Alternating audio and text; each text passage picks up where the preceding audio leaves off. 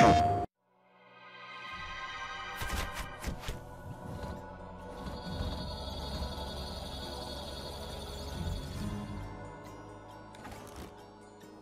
see there being two big benefits to being a small independent developer.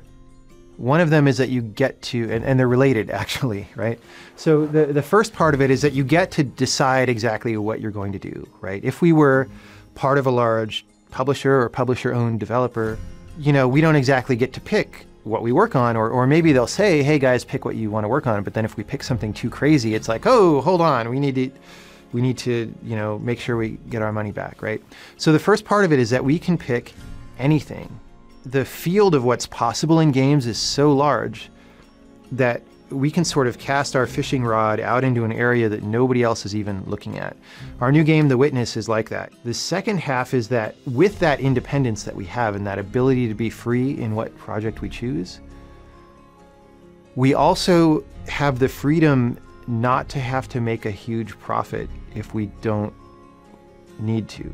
I would definitely like to make our money back on this game, and I would like to make a profit on it, but it's not actually the #1 priority, right?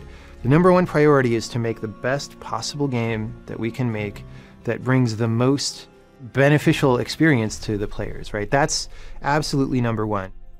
For a while, we had been generally interested in being on the next Sony console, so we kept up relations with people at Sony, and at some point those discussions naturally turned to, hey, we're going to have a mini preliminary dev conference soon.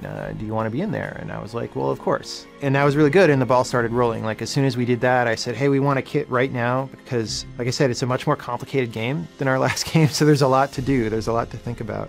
But the trick is that there's magic there in the subject that we're exploring, and because the game was not constrained by financial fetters, we were able to find the magic and make it as good as we possibly could. And the game is a multi-layered thing, and every layer is absolutely the best that we know how to make. So when you go in, if you just are interested in a puzzle game and you're not really looking at story or philosophy or anything like that, there is a really good puzzle game there.